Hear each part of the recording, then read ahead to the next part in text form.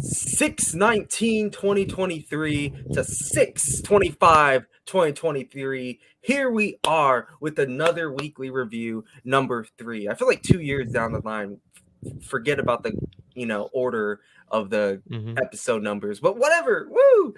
Here we are. This was honestly, nothing too spectacular this week, I guess, but a lot of building to the pay-per-views, Forbidden Door and Money in the Bank. So it's a go home show, our second to last go home show before the pay-per-views. So a lot of building. And as we are recording, Forbidden Door is happening right now. So congratulations to my boy MJF for retaining, and CM Punk moving on in the Owen Hart Cup. That's all I saw from it. But yeah. So I guess we'll start off with Monday Night Raw. With an open challenge from Seth freaking Rollins. But was it an open challenge though? No, it wasn't, because they got vinced. and probably for the better, because this is Finn Balor came on, attacked Seth Rollins for about like 20 minutes. It felt like just straight up annihilating the boy and murdering him and doing a coup de grace on his ribs like 3-4 times. It was insane. It was a good. This was like bald Randy Orton menace level. You know what I'm saying, bro? I'm just like, how is WWE security so bad at keeping one guy away from another guy? Especially someone like Finn Balor. It's not like it's Brock Lesnar or John Cena. This is Finn Balor. He's like my height, bro. Yeah. This was really good. I'm glad they did this instead of the open challenge. Apparently Ciampa was supposed to be on the one to answer the open challenge. Ciampa's back? Ciampa is back. Tommaso? Right. Ciampa? Just spoiled it. Ciampa's back, and he was supposed to answer the open challenge, but that got nixed. And then I'm moving way too fast. Just talk about Seth and Finn. Yeah, so this was a really good segment. I'm pretty sure he attacked him. They moved Seth to backstage. Commercial break. After commercial break, he's still attacking him backstage. It won't stop. Bro, I mean, I remember last week when we said Finn Balor kind of got bitched on the mic because the crowd was just not listening to him, and Seth got the last word in, calling him a bitch.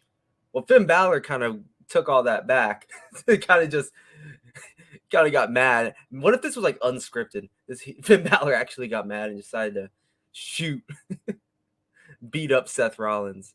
But if Ciampa was here, apparently he was going to end off in a no contest, or if it wasn't a no contest, then Seth was going to win. And if Seth was going to win, that kind of deflates Ciampa's return, in my opinion.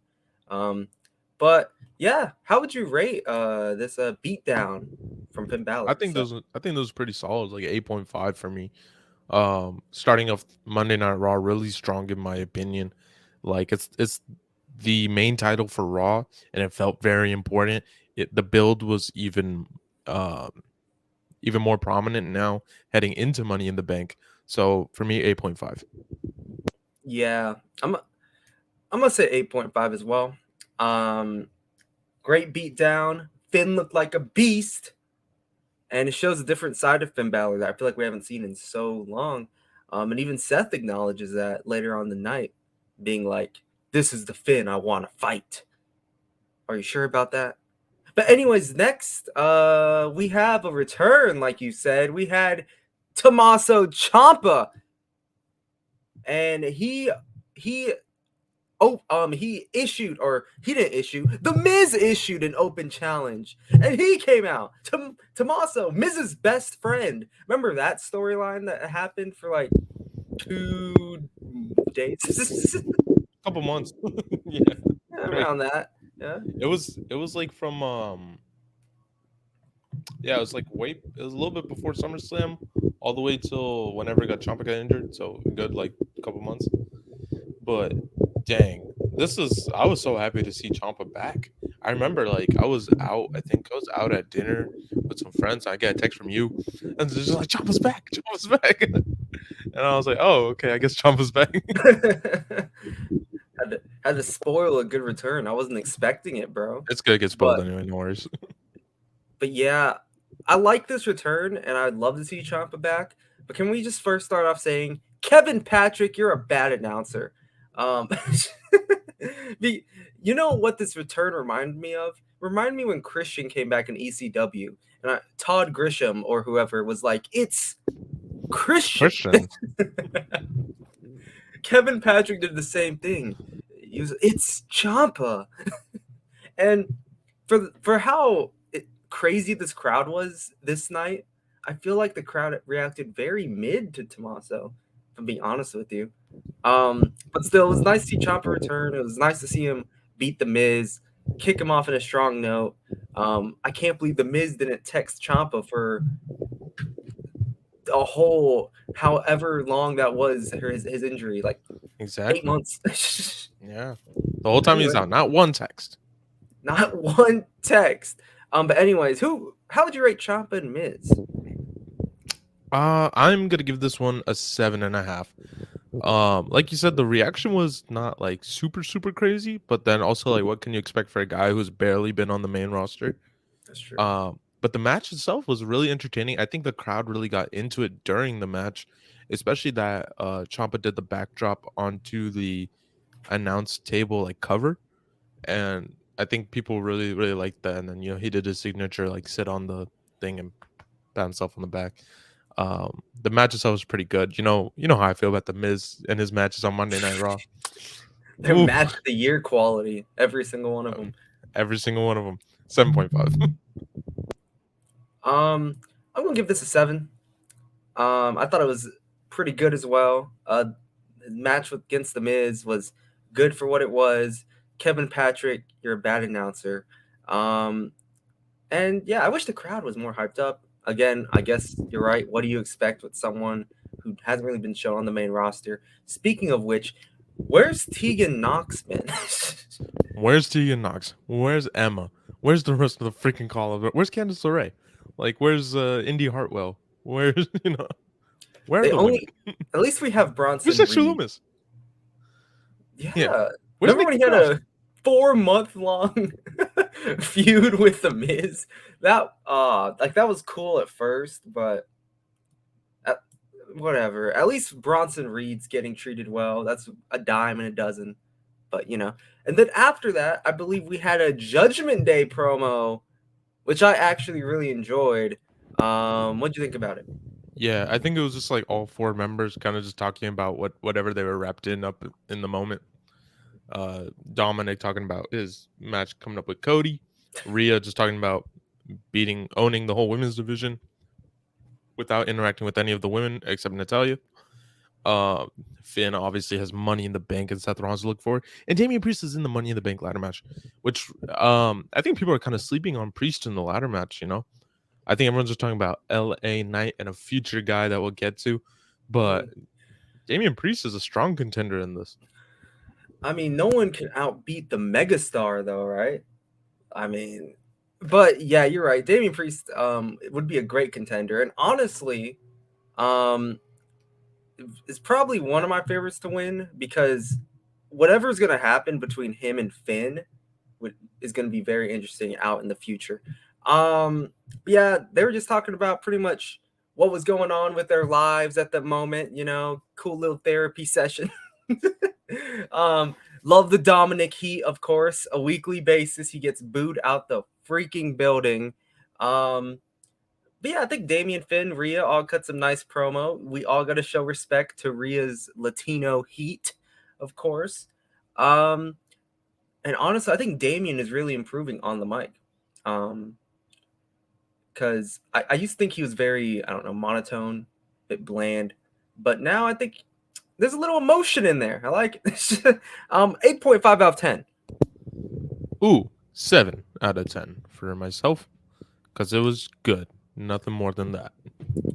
You know what else was good? Whatever was happening next. And what happened next was, well, first off, Byron Saxton, our favorite. If you want to go on the podcast, Byron Saxton, just hit us up and ask. Byron Saxton over KP every day. Honestly, yeah. Like Byron Saxton's Kofi Kingston, Kofi Mania call. He did it, man. Like, that was a really good call. But anyways, Byron Saxton is backstage with Kevin Owens and Sami Zayn and getting asked more bloodline questions. What's up with that? That was a hurricane reference. But yeah, and then Sami did this whole thing about, hey Kevin, you're a rageaholic. And then Kevin's like, what? That was cool. I'm not gonna rate it, but I just wanted to mention it. But this is something I will rate. Katana Chance and Kaden Carter defeating Sonya Deville and Chelsea Green. How is this? This felt kind of like a squash match, which was interesting because Chelsea Green and Sonya Deville are people who are established stars on the main roster, and whenever you have established stars getting squashed, you're wondering like, ooh, like, should that really be happening?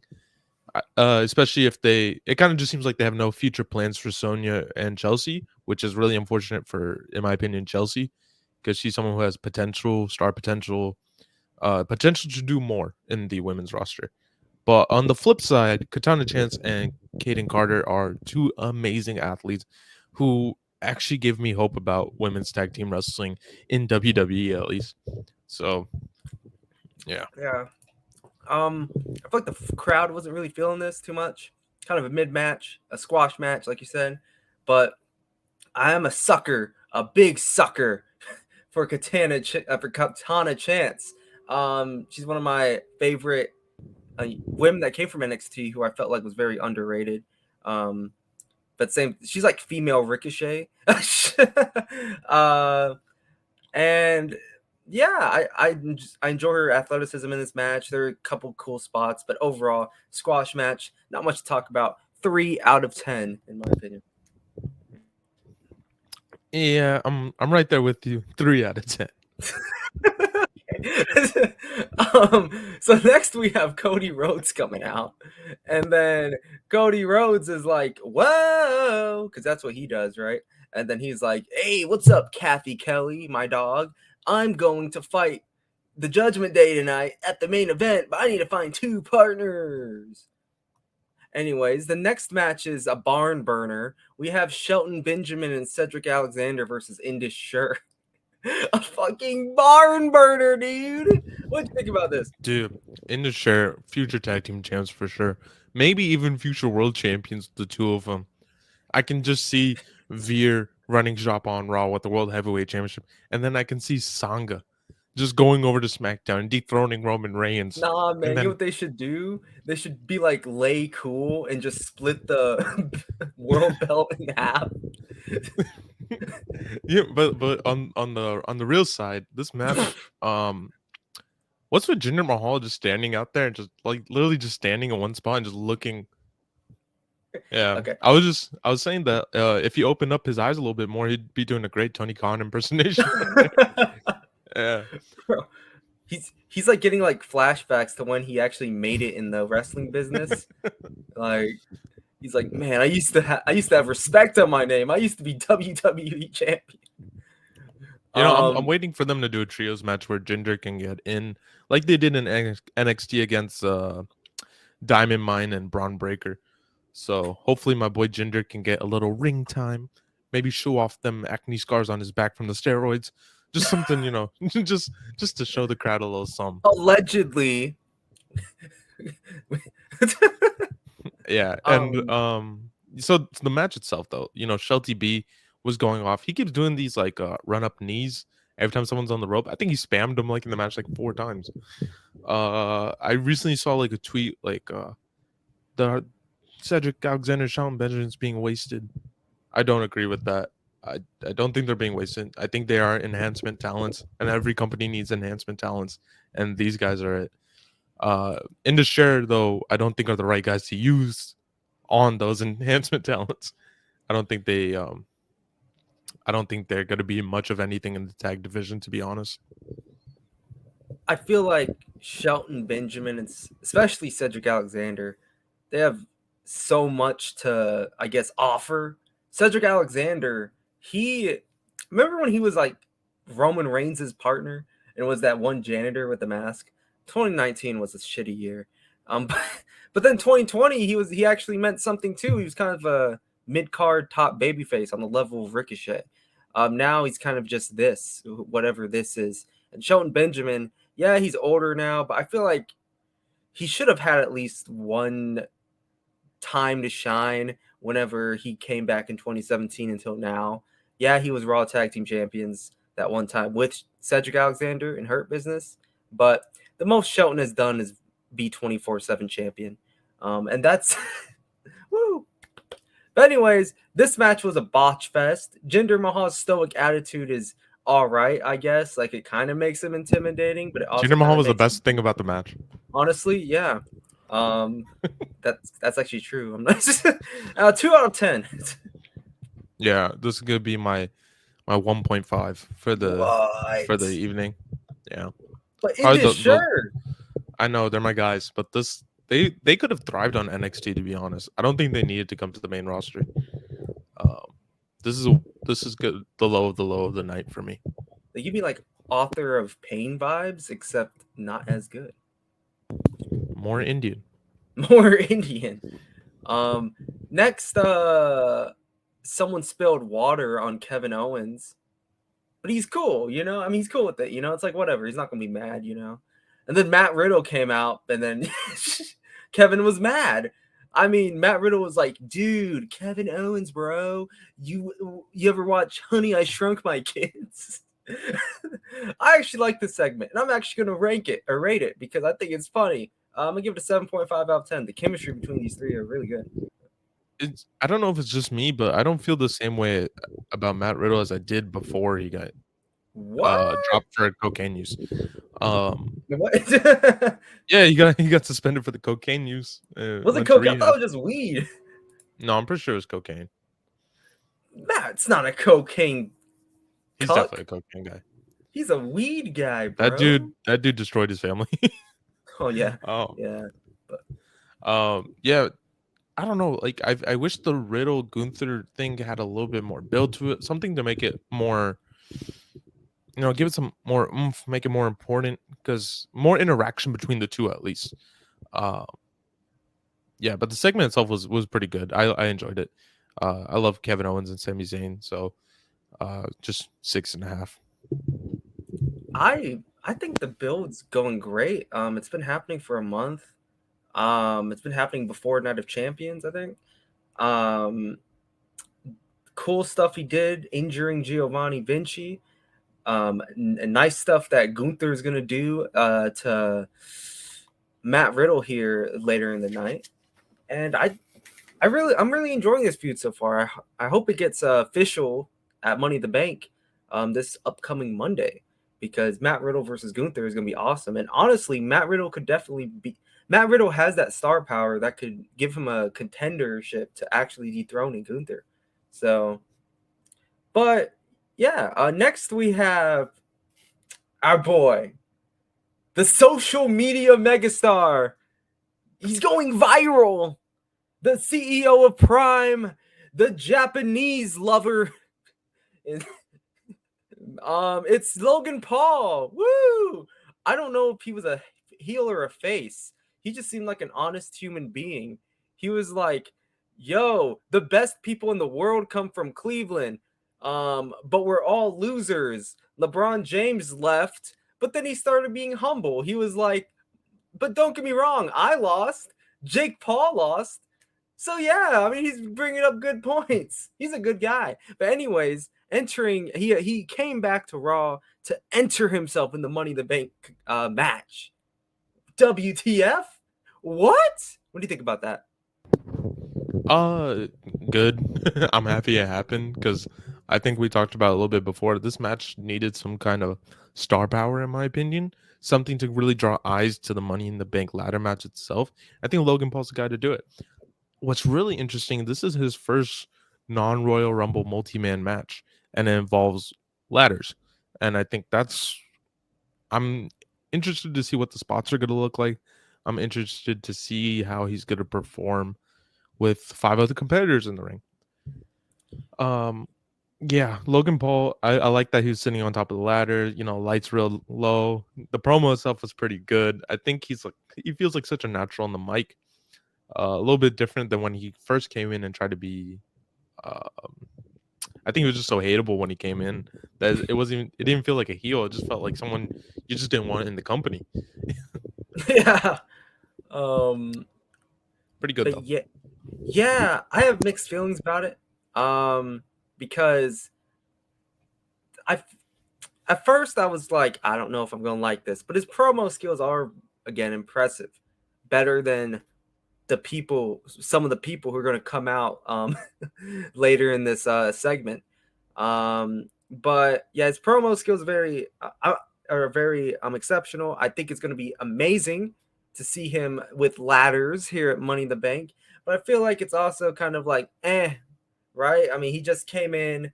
He's just entering himself in the Money in the Bank ladder match. Is it going to be an amazing thing for him to win the contract?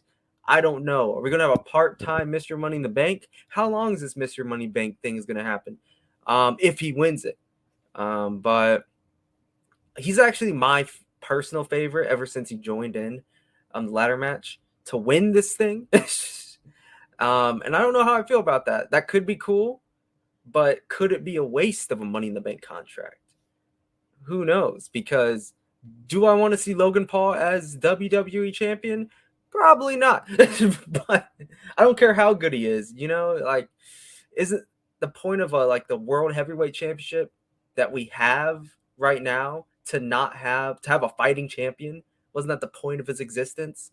And Logan Paul's on a part-time contract. But anyways, Ricochet came out though to say, "Hey Paul, your mic skills are better than mine, but still, I made you viral at the Royal Rumble. I'm gonna make you viral at Money in the Bank," which I actually that could be possible. And then Shinsuke came out saying, "Shut up," and then the big pop came out.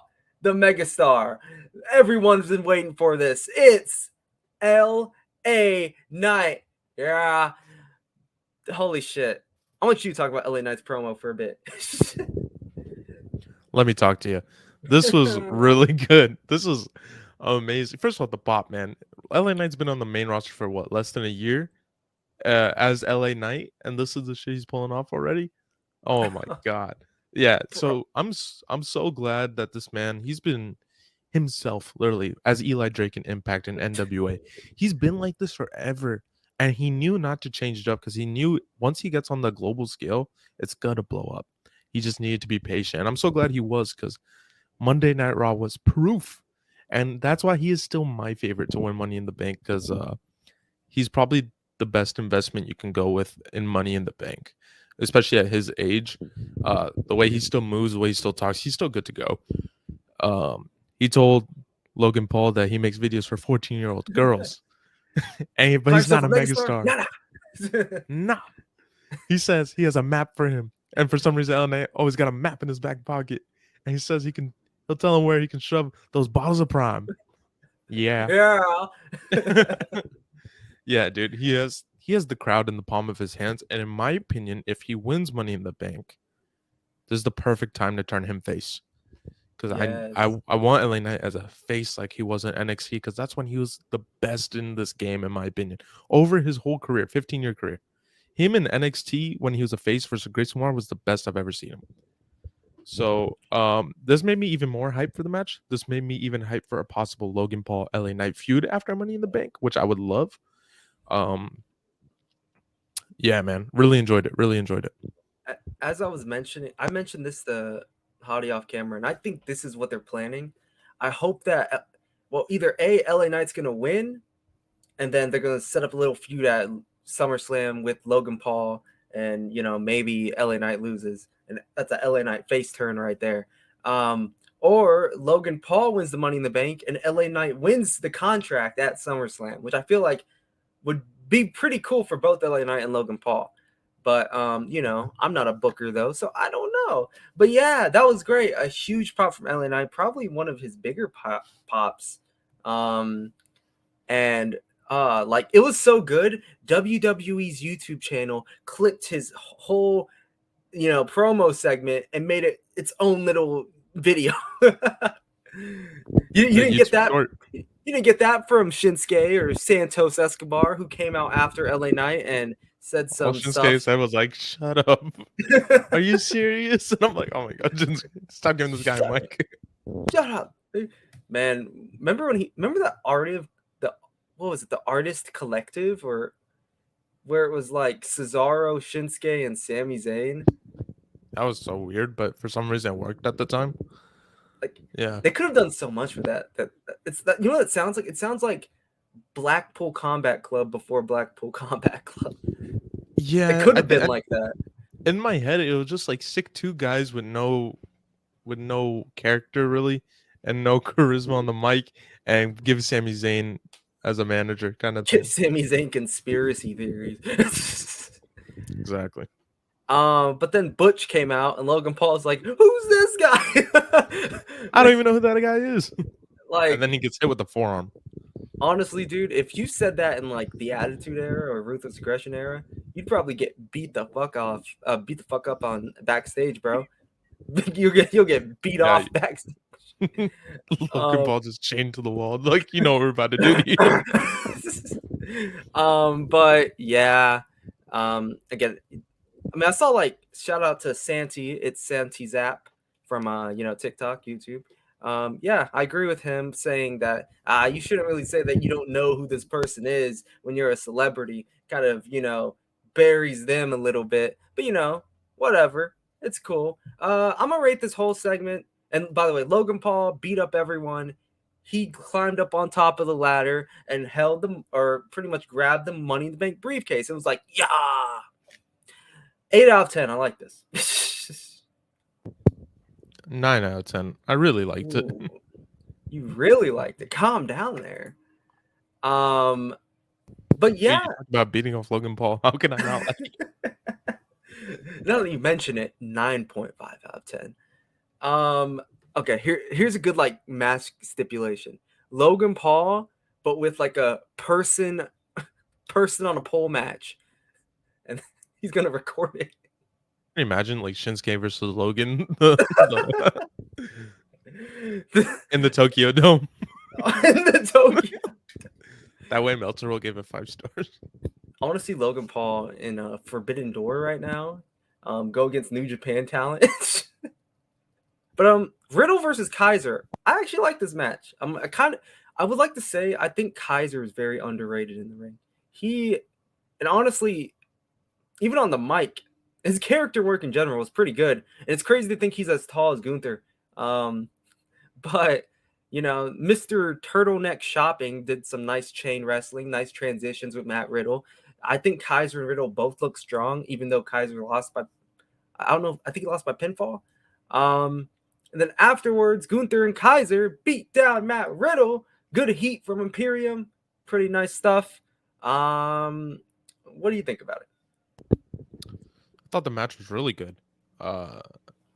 Like Kaiser and Riddle, when they were in the ring, it just felt like they had chemistry together or something.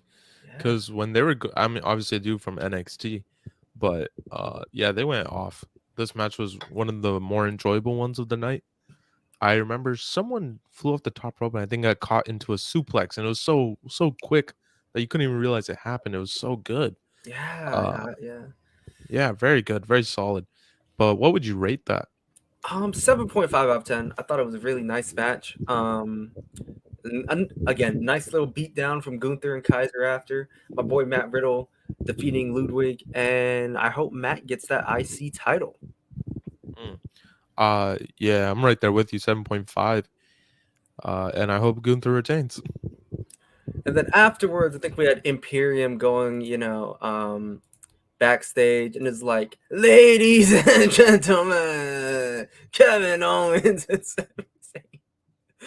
And Kevin, their chemistry's so good. It's like shockingly really good because Kevin Owens and Kevin Owens like, what are you doing here? We're not even wrestling you today. Why do you always come up and like Kaiser and Gunther's just smiling. I feel like a little bit of him is breaking character. But yeah, I'm not gonna rate that, but I love Imperium, Kevin Owens, and Sami Zayn stuff. So such good chemistry. But next, thank you. It is Alpha Academy versus the Viking Raiders. I would like to say a nice pop for Alpha Academy, by the way. I think Alpha Academy is someone who definitely needs the title sometime soon. because even though they've been a team for 2-3 years, I think, but I feel like they're still like being new. They're being different each time, and I guess Maxine Dupree is shockingly that layer of like, something new to Alpha Academy without making it feel old. But the match Raiders and Alpha Academy, what'd you think about that? Barn burner? No, not really. I'm not a fan of the Viking Raiders. Yeah. And I'm not a fan of like Alpha Academy and Viking Raiders get put together. I guess it's a way for Maxine to build up her wrestling skills. Is this eventual Valhalla Maxine Dupree interaction that's going to keep going on? I feel like nothing much has been done with Valhalla since she got introduced, so finally she has something. But there's no like. I wish Viking Raiders maybe got some more vignettes or something, like some little bit of background element on them, knowing who Valhalla is. What does she provide to Viking Raiders? What's going on with them? Why should we care about them? Other than, oh, they like to hurt people. But Gable, oh my God, man. I love Chad Gable so much. And I think this dude, he's one of the most consistent dudes on Raw that whenever they need a solid match, whether it be Cody Rhodes, whether it be Kevin Owens or some type of top talent, they want a solid match, they'll give him to Chad Gable. That's kind of the thing now, right? So, yeah, this is interesting. I think Chad Gable got rolled up by Ivar for the W, which I did not like. I did not like it. Yeah. So, yeah. I think, I will say Ivar, very agile guy for a big man. You can see some spots here. Remember when they were called the New Viking Raiders? That was lame. The New Vicious Viking Raiders? So dumb. Valhalla. I missed them playing basketball with Street Profits. Honestly, yeah. That was like peak Viking Raiders for some reason. And Chad Gable, really cool. Brings lots of shades of Kurt Angle. He should have been Kurt Angle's son. Plus, I don't know, maybe he wouldn't have not black. Yeah. I'm gonna give this a 5 out of 10, and honestly, mostly because I do have the match itself was a 4.5. That extra 0.5 is Alpha Academy being Alpha Academy. I enjoyed Maxine Dupree suplexing Valhalla though. She suplexed the whole Afterlife. Yeah. I'm gonna give it a 4. Next we had Rhea Ripley beat down the girl, the legend, Natalya. She got her ass whipped. Nothing much to say there really, but I got a big problem with something character-wise, continuity-wise. It's with Natalya. She cuts this backstage promo right before she does her entrance, right? And it's supposed to be this really emotional promo. It's like, I need to prove to myself I can still be here. And she looks really like sad and she looks like determined, right? And as soon as her music hits, she just all like smiley, go lucky, happy. Just looks happy to be there. And I was like, that I don't know why that bothered me so much. I feel like Cornette right now. Positive attitude, man. No, I would love some shit like she looked determined to get down the ring, would slide into a ring and just start mauling Rhea. That would have been intense. That would have made her promo actually matter. Something. This is probably why she's so sad. It's because she watches Wrestless on a weekly basis. I gave her the Diamond Legacy Championship. What else does she want? But Natalya was being so cute and babyfacey, like he, and then kind of got her ass whipped by Rhea Ripley. Just knocked her shit. What I give this? I'm gonna give this a. Give it a 6 out of 10 because I guess it makes Rhea look strong, and that's the best thing you can say about that. And it's not like it's terrible, I guess. That's what I agree. That's the best thing you can say about that, and that's why it's a 3.5 for me. I never want to see Natalya versus Rhea ever again, unless they do something with it. It never needs to happen. Afterwards, Kathy Kelly interviews Raquel Rodriguez, and Raquel Rodriguez is gonna be like, "I'm gonna cash in on Rhea Ripley," and then Ripley and Raquel go face to face. That was cool. But then we have a women's Money in the Bank qualifying match: Raquel Rodriguez versus Trish Stratus. Where did Trish Stratus come from? Why is she still wrestling? I don't know. But she's here. Doesn't she have a fitness company that she needs to be taking care of right now?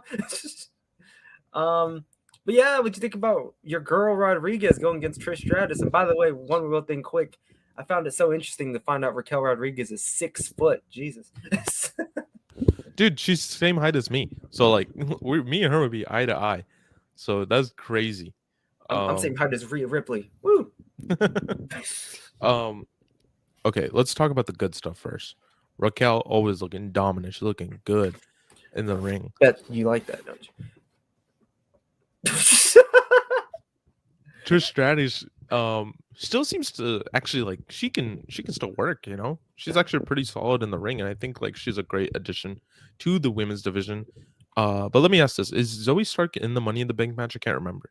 Yes. Okay, then that confirms exactly.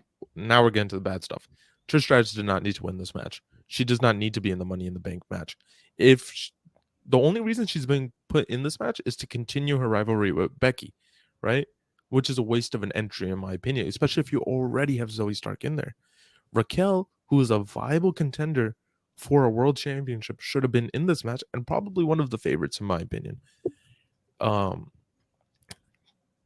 Especially the way how she got in the match. She got in the match because of DQ, because Becky coming out and, you know, doing her business, attacking Zoe, then attacking Trish. Yeah, it's not. I don't like it. I thought the match itself was all right. I didn't really see anything amazing with it. I like she got ragdolled. She got ragdolled. That was actually pretty cool. Yeah, that was cool. But yeah, Trish is in the. I guess I don't hate her in the match.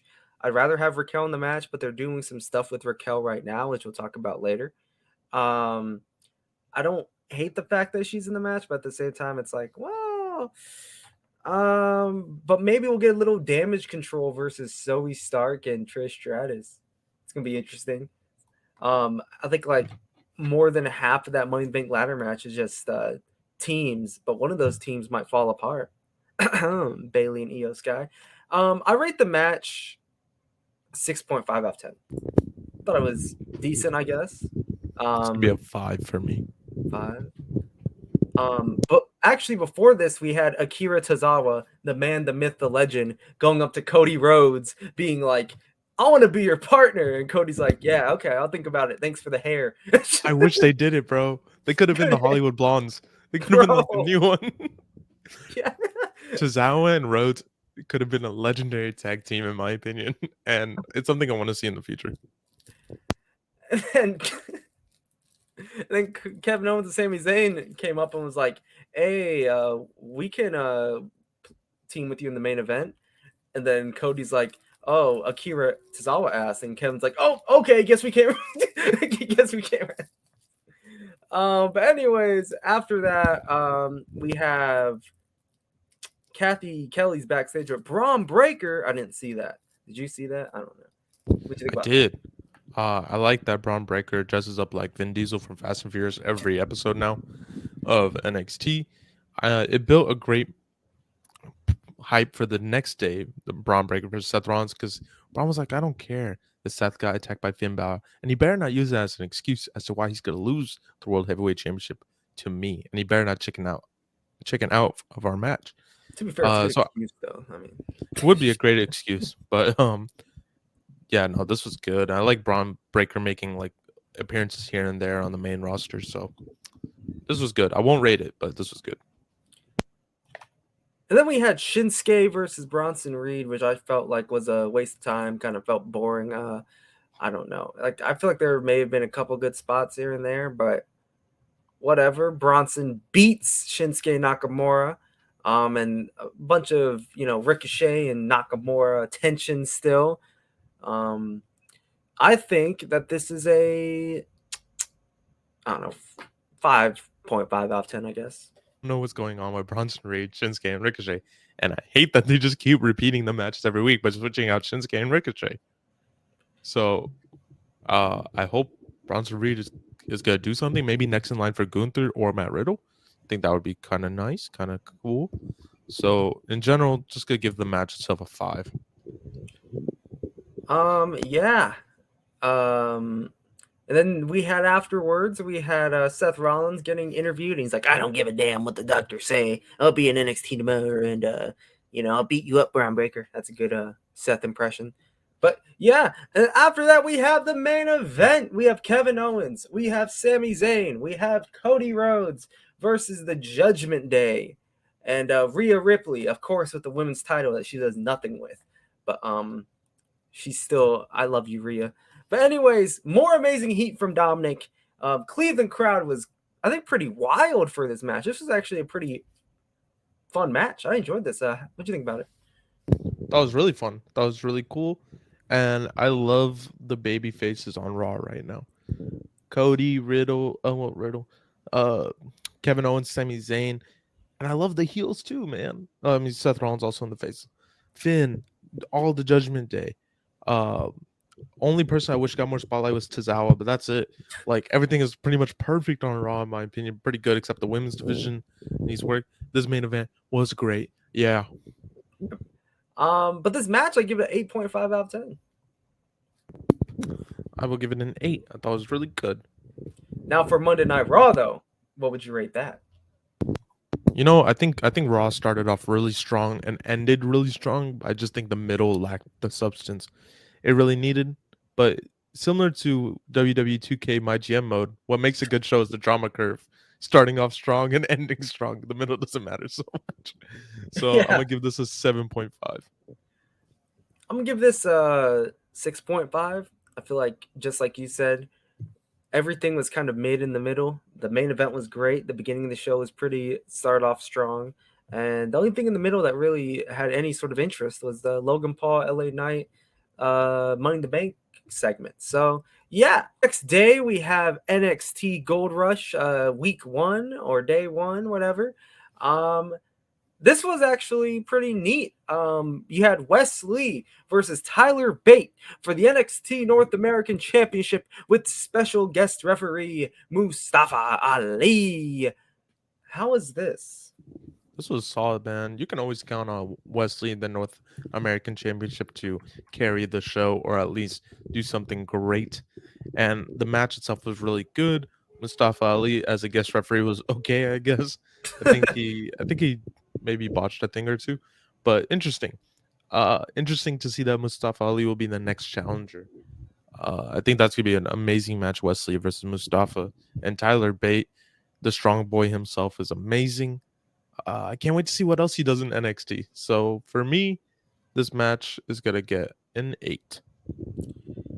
Yeah, honestly, this was probably my match of the night here. I kind of give it an 8.5 out of 10. Tyler Bate, an amazing athlete. This was one hell of a way to start the show. I think Wesley is an amazing NXT North American champion. Keep saying that all the time. It's true. I think there was a spot when both Wesley and Tyler Bate were down, and Mustafa Ali just started slapping them like, get up, get up. We're making this end on a good note. I love Wesley's cardiac kick or whatever it's called. I think it's called cardiac kick, right? Yeah. And Wesley versus Mustafa Ali, perhaps in the future. I mean, yeah, I think that's what he said last week. But Wesley versus Mustafa Ali for the NXT North American Championship, maybe a Mustafa Ali heel turn. Who knows? 8.5 out of 10. Wesley defeats Tyler Bate. Next, we have, oh boy, Chase U and Tiffany Stratton. That little segment. Holy shit. I just want to start off by saying Thea Hale's face is so funny because she's always like, she's on like crack, bro. She's so frantic. I don't know what she's doing. I like it though. She's on like 3 cans of Monster Energy. I mean, she is 19. She's probably in college right now doing the same stuff we're doing, just filled with Monster Energy and a couple crack cocaine pipes. Like all college students, you know. Yeah.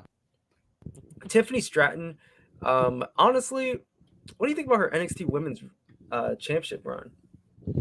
You know what? Before she won the title, I was always calling her like the future of the women's division, and saying she'll be a great champion one day. But think it was too soon. I think they pulled the trigger a little too soon on Tiffany Stratton. I think they need to develop her more because she barely spent any time on the top on the main card on the top of the NXT card before she won this belt. They kind of just threw her in the ocean and told her to swim. And I don't think she's an amazing unscripted promo. I think like backstage when she does like the scripted stuff, it's pretty good. But when you get her in front of a crowd, that's when I think she kind of struggles. And I like the character. I like the Tiffany Stratton character, you know. She's going to the Tiffy top, and I'm excited for that.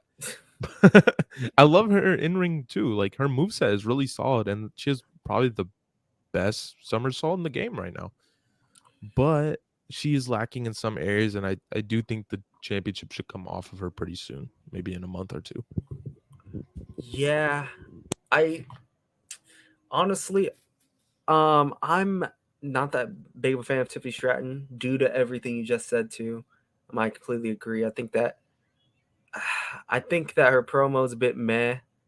Out in the crowd, I do enjoy. She seems nervous to me. Yeah, she seems nervous, and again, that's perfectly normal. It does take growing. It does take time. I would probably be nervous too. Yeah, but you shouldn't be growing when you're the world champion. The world champion is for when you're growing. Exactly. Thea Hale seems to be grown though. She seems to be having a blast. She's excited. Yeah, I love Thea Hale. Yeah. And I like how Tiffany was like, "You won't make me tap out," and then taps out seconds later to Thea Hale. Yeah, man. Like 2 seconds into the Kimura, she's like, ah. Honestly, 6.5 out of 10. I hope Thea Hale wins. Thea Hale kind of just made this segment to me, in my opinion. I enjoy Chase U too. Who doesn't love Chase U? Yeah, I love Chase U. I'm gonna give it a 6. And you know what? There's a match involving 2 females later in the night who I think should be the women's champion and should have been the women's champion. So we'll get to Dana Brooke. Next we have a little backstage thing, I think, with the Creed brothers and Ivy Nile watching a Schism promo. I didn't really see that, so I can't really say much about that. I like Diamond Mine, you know. I think they're cool, and I think that NXT has a really solid tag division. It's interesting that Diamond Mine is not involved in that tag team mix-up that's going on right now with the couple of teams, you know. Yeah. But yeah, nothing to write here. Speaking of which, Briggs and Jensen versus Hank and Tank versus Blade and Enofe in a number 1 contenders triple threat match, which I actually thought was pretty fucking stellar. What'd you think about it though? I was surprised, you know, because I thought Briggs and Jensen were gonna win this, and they didn't. It was Blade and Enofe. Yeah, so it seems like NXT is really investing in this younger talent, and I like that. It's cool because Blade and Enofe are guys who I'd watch in singles action on Level Up, and suddenly they're on NXT, and suddenly they're killing it. So I'm excited to see their match with Gallus. And I think, like I mentioned that last week, I'm excited for this Gallus title reign to end. So maybe it'll be Blades and Enofe. Maybe it will. I think this match had amazing chemistry between the 3 teams, fast-paced action, and I always enjoy that. Congratulations to Blade and Enofe. I think next week they're having their opportunity against Gallus. Anyways, for this match, I'm actually giving it an 8.5 out of 10. Ooh, I'm gonna give it an 8. Very good, very nice. Shucky ducky quack quack. Shucky ducky quack quack. Speaking of things that I want to quack quack, Raw Underground's back in NXT. Yay! don't ask me why, but it is. I wish we got Reggie versus the Dabocado on Raw Underground. Oh my god! I wish we could have bald Braun Strowman just throwing people around. We're gonna have strippers back. We're gonna have everything back, bro. I didn't hate Raw Underground, to be honest. I just wish it was shorter and took up less of the show. If they made it like a 10-minute segment, I'd be fine. They made it like a sometimes 30-minute segment. Dude, they said like the last hour of Raw is gonna get legit. It's gonna be non-PG and like, oh, It Raw wasn't really. Underground takes it to the extreme. It wasn't even like TV-14. It was like that weird area where it's like PG, but it's like PG Puss in Boots 2 type PG. It felt like they filmed it in a PG room next to a room with PG-13 stuff happening, and they're just like, oh, it's close enough, you know. But Like I miss we Shane have McMahon just strippers. commentating. I miss Shane McMahon just commentating the matches while they happen. Yeah, man.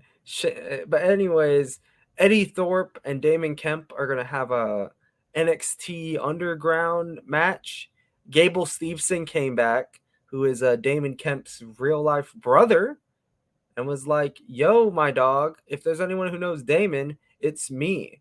So let me help you fight in Raw Underground, even though I don't know how to fight in a WWE ring."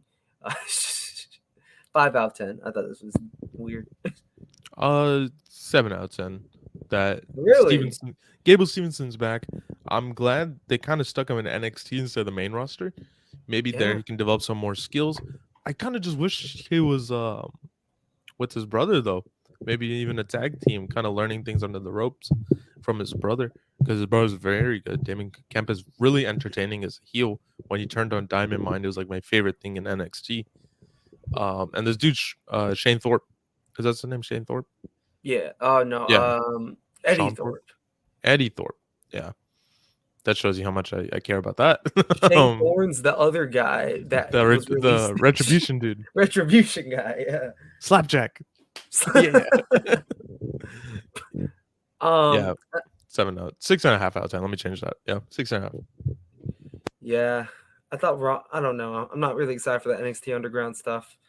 NXT Underground. Let's go. We'll see. After this, I think we have Carmelo Hayes and Seth Rollins saying hi to each other. Being like, "Hey, I'm not gonna rate that. That was pretty cool though. What'd you think about it?" I like that. I like that they said hi to each other. I like this kind of ongoing theme from tonight's NXT of older talent coming and giving the younger guys a little bit of a, hey, what's up? You're doing good, you know. So yeah, it's cool.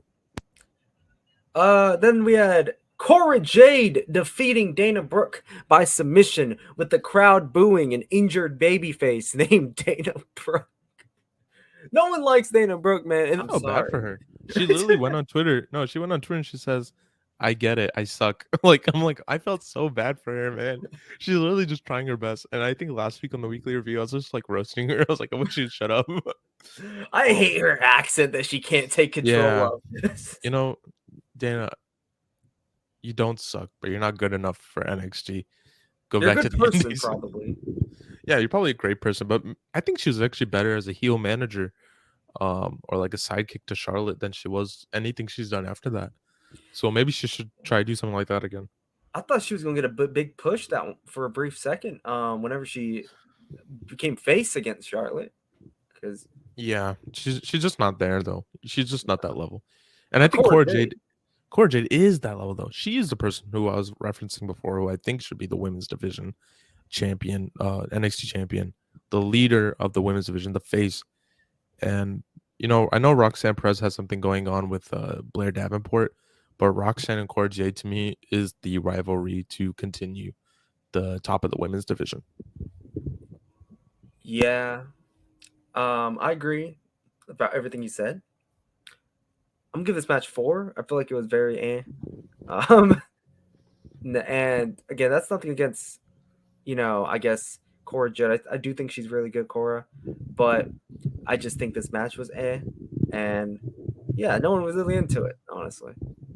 I'm gonna give it a 5.5.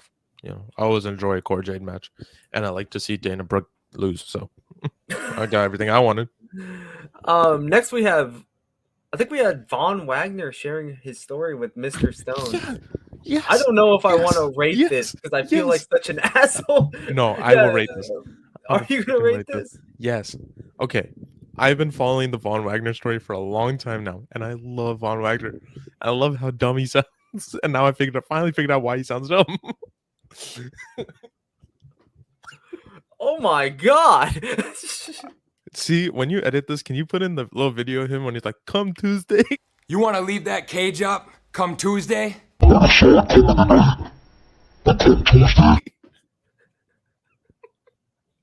need the Come Tuesday video. This man just shared his whole life story for 5 minutes. I know. I loved it. I think it finally made Von Wagner feel like he's important and like you can actually sympathize with him for once. And if we finally found out why he sounds like that, so that's great. Robert Stone is a great manager, and I love the segments of him going to therapy and stuff like that. So straight up, 9 out of 10. I loved it. Surgery on the head picture, loved it. Whoever's writing this storyline deserves a raise. I'm not gonna rate this, but congratulations for sharing your story, Von Wagner. We love you. Come Tuesday. Next, we have Carmelo Hayes and Baron Corbin going face to face in a promo battle, which I actually thought was pretty decent. I think Carmelo Hayes kind of definitely increased in promo skills, and Baron Corbin kind of the same way. Nice Arizona Cardinals roast. I really thought that was funny. Carmelo was like, let's compare our ages. I'm 26 and I'm NXT champion. When you were 26, you're getting cut from the Arizona Cardinals. And then, which I actually thought was probably the straw that broke the camel's back, when Baron Corbin was like, hey, I'm going to go over in the car you can't afford to the house that you can't afford.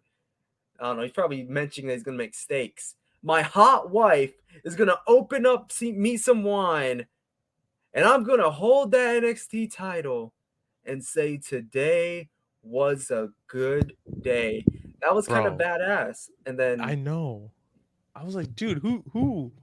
Where'd that come from? Where has this Baron Corbin been? Because this was solid. And remember when we were talking about Finn Balor and how like the crowd was kind of like ruining it for him? I felt like the crowd was trying to do that to Baron, and I think he controlled the crowd very well. I think he addressed them. He kind of took them down a level, and he really made them listen to what he was going to say, and he got a great reaction out of it. And I'm actually really happy for Corbin.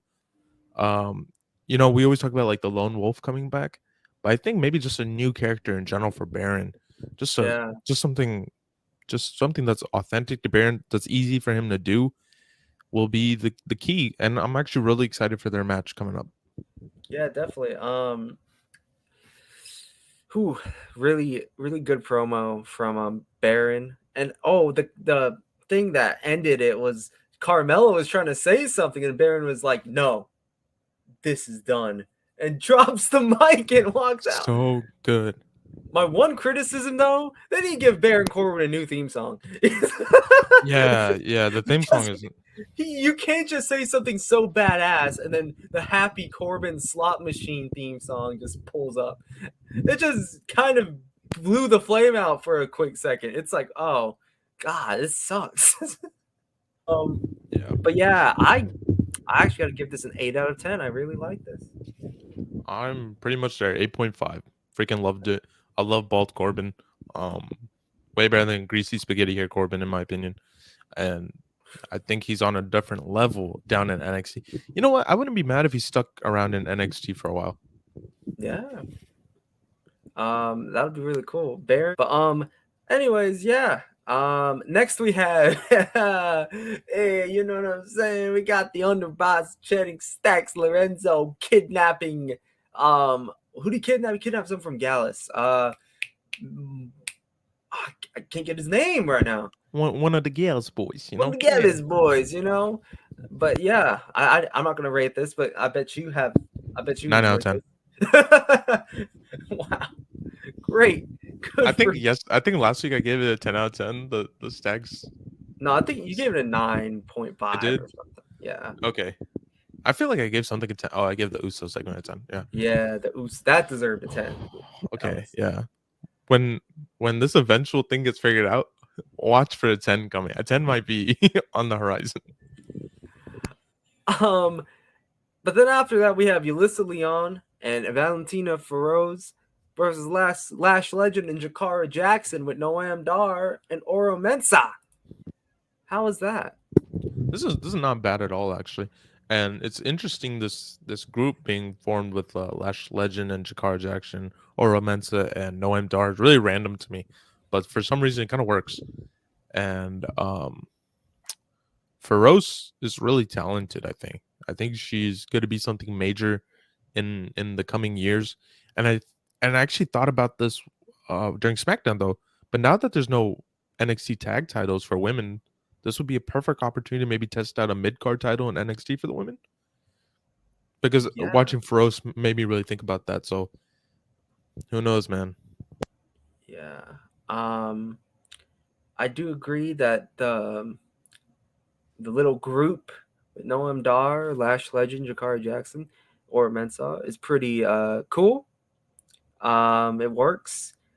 I just thought this match was boring. I didn't really enjoy it really, so I'm gonna give it a 4 out of 10. Yeah, I'm giving it a 5. But next we have holy schmolies, the main event for the WWE World Heavyweight Championship. Seth freaking Rollins versus Braun Breaker. Rollins has them taped ribs after the Finn Balor attack that we mentioned earlier. And then, they had a cool little match that I actually really enjoyed. Again, the pedigree's being used as a weak-ass finisher. Woohoo. We got Spears, Breaker trying to capitalize on the fucked up ribs. With Seth Rollins eventually defeating Braun Breaker at the end of this. What did you think about this? All right, Seth Rollins with Baby Goldberg was actually amazing. I thought it was awesome. And if you saw the viewership for NXT, which usually averages around 400, 500,000, jumped up to almost 800,000 this week.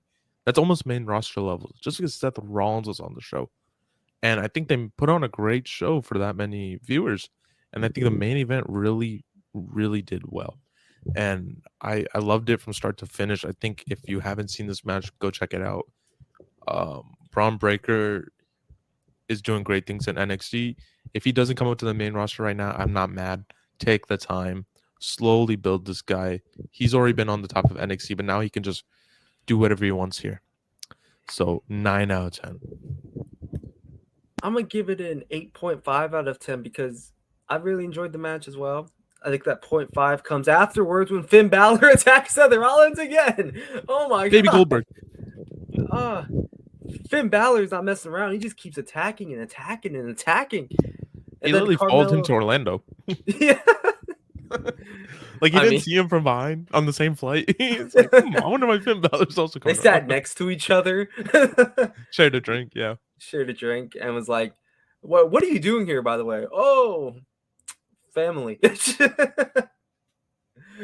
Helping Stacks with the investigation. What about you?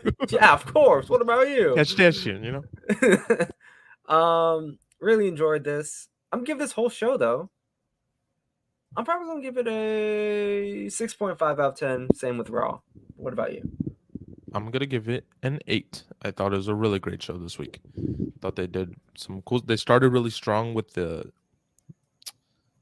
Tyler Bate versus Wesley. They ended really strong with Braun Breaker and Seth Rollins. I think the middle was actually pretty entertaining. We had Von Wagner doing his thing come Tuesday. Although I will say the show is missing Dijak. I would love to see more Dijak on the show. Yeah.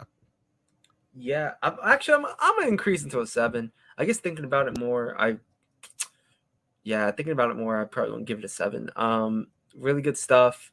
Match of the night for me was Wesley versus Tyler Bate. Carmelo and Baron had a great promo. Shockingly, a great promo. You know what segment of the week was, though? What was segment of the week, Hottie? You know, it's Von Wagner, baby Ed. Oh, I thought it was going to be Channing Stacks Lorenzo. No. This week is Von Wagner. Von Wagner's week. Come Tuesday. Come Tuesday. It's Wednesday, though. You know what that means. It's AEW Dynamite. Boom, boom, boom, boom. Pyro. The Guns defeat the Hardys. That was okay, I guess. That's shocking. I don't know. I kind of felt that match kind of underwhelming. Bullet Club Gold came out. and was like, "Hey, what's up? Guns helped us out last week. Let's go and help them out this week." So, and that allowed the Guns to beat the Hardy Boys, and CM Punk came out. Shockingly, not to make fun of Jeff Hardy's drug addiction, and but instead to help the Hardy Boys. What I think, my immediate reaction is that Jeff Hardy needs to retire. I don't think he should be wrestling anymore. Yeah, it's just not the same, man. Yeah, at least Matt Hardy can actually put on still decent matches. Like I remember, like Darby Allin, Matt Hardy for a TNT Championship was in my opinion a match of the year candidate for AEW. And that says a lot because they put on a lot of great matches. And so I think Matt Hardy can do a lot of cool stuff, especially as a manager. But Jeff Hardy, I don't think he has anything to offer to AEW anymore. I think they're just gonna give him another run with the belts. Which, if they are, why are they losing to the Guns? Yeah, the Hardys are definitely limited, in what they can do. It's sad. And yeah, that's why I'm probably just gonna give it a. Actually, I'm gonna give it a 6.5 out of 10. I guess thinking about it more, it was kind of lame. Yeah, I'm gonna give it a 6.5 as well. I like the Guns though, so they're cool. The Guns, entrance is fire. Just Holy spitting shit, out the water. Yeah. Yeah. And then we had a concession stand brawl with Mark Briscoe and Jeff Jarrett, which I thought was pretty that's all right. Jeff Jarrett can run the ring better than Jeff Hardy, which is a little sad, but but when Jeff Jarrett first got signed though, I immediately was like, man, what is AEW doing? This dude's like a cancer to every company he's in. But man, he's been really good since he's got signed. Yeah, I really liked it. Not too bad. Yeah, I think I saw this on YouTube, so I didn't really get to see anything really concession stand brawl. This just seemed like the regular match to me. This reminds me of when WWE advertises street fights, but it's not a street fight. It's just maybe a few punches and kendo sticks. You didn't see Papa Briscoe chokeslam Jay Lethal through a table? I did see that. I saw Papa Briscoe put Jay Lethal through a table. I didn't see any other person who's actually a part of the match going through a table. Yeah, but Sanjay Dutt just chilling on the ring. That dude's so funny. Who's that tall guy? Satnam Singh, right? Yeah, man, he's so big and ugly. But the best friends, Lucha Bros and Christopher Daniels, come out and are like, "Hey, let's super kick him." Yeah, let's get some ROH original. Let's get some ROH guys out of here. With Mark Briscoe, beating Jeff Jarrett. This match was okay.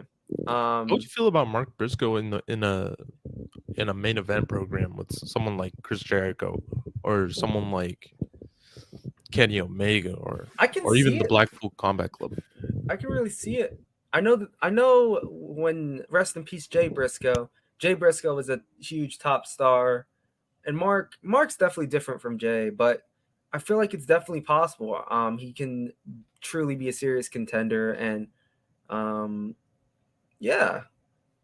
What about you? Do you think he can be a main event status? I don't know, but I just know that I like watching him wrestle, and I like seeing him on the show. He seems to be like a genuine highlight of the show almost every week.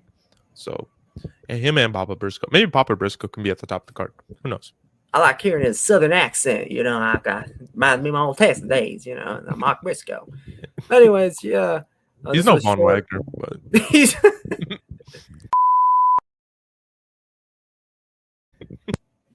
The Blackpool Combat Club arrived, but whatever. We're gonna talk about them in the main event. Woohoo! Because Chris Jericho, Sammy Guevara, and Minoru Suzuki versus Darius Martin, AR Fox, and Action Andretti. What'd you think about this? I love Les Suzuki Gods, bro. Oh my god. Les Suzuki Gods is the trio I never knew I needed. And I'm so excited to see them at Forbidden Door, which has already passed and I haven't watched it. But I genuinely thought it was tomorrow, so I was just like chilling today. But Really? apparently it's tonight. Yeah, I thought Yeah. they said Sunday, but no. Today is Sunday. What? Today is Sunday, bro. Oh my god, I'm totally lost. Wow. Okay. Chris Jericho and Suzuki and Sammy Guevara versus AR Fox, Action Andretti, and the other Martin brother. Yeah, this is okay. I like AR Fox a lot though. Yeah. He's a cool dude. It makes me actually want to watch like ROH. So Yeah, the match itself is okay in my opinion. I thought the match was pretty good. Jericho, I mean, again, Suzuki Gods is amazing. I love when Suzuki is just like staring off to the crowd, just smiling like like a cartoon character. He's completely crazy. It's a bit slow, but whatever. There were some good parts of the match. I will rate the match 7.5 out of 10, but I'm going to bump it up into an 8 because of the Sting and Jericho promo that happened afterwards, which I'm sorry, the more I hear Darby Allin on the mic, the more I don't like that. I actually like Darby when he cuts a promo, especially when we get to Collision. He's just like, shut up, Chris, because I am our partner. You're going to find out this Saturday. That being said, I do like his emo character. But Sting, Darby Allin doing their little promo, I thought was pretty cool. Jericho calling Sting a whore. Yeah, God, that was like, oh my god. I can't believe Darby pulled Gigi Dolan. What was going on there? Honestly, yeah. I can pull Gigi Dolan. Gigi Dolan, please. I'm single. I need someone for the next February. Wow. This person is a boyfriend, girlfriend. Unmatched Grizz right there. Please. But Sting, but yeah, 8 out of 10. I have to say it. It's Sting. That's a Tony. Stung. It's stung. It's stung. What would you rate it? A 7. And it was just like, it was good. I liked it. I liked the promo especially. I think the promo was the more memorable thing than the match itself. Always love people getting called a whore, so really enjoyed it. Same. Love the whore calling. But next we have Boom, and I'm better than you, and you know it. It's MJF and Adam Cole's promo, which I actually really like. You can always expect something entertaining with MJF and Adam Cole. I really like this. They found out that they're going to be a tag team in the upcoming tag team, I think, tournament that they're having soon. That's going to be super fun. I hope they win. I hope this somehow ends up into an MJF face turn, which would be kind of interesting. Weird, but interesting. And then Hiroshi Tanahashi came out of nowhere. He just came out of nowhere, and then they didn't really mention it.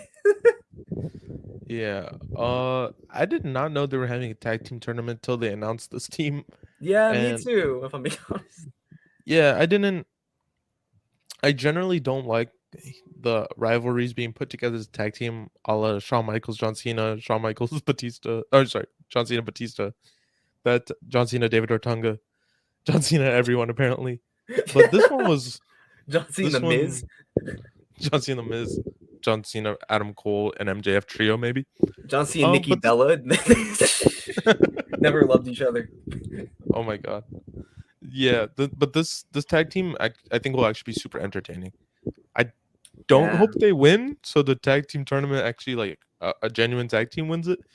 But I think it's gonna be really fun. I think one of them is gonna cost each other the match.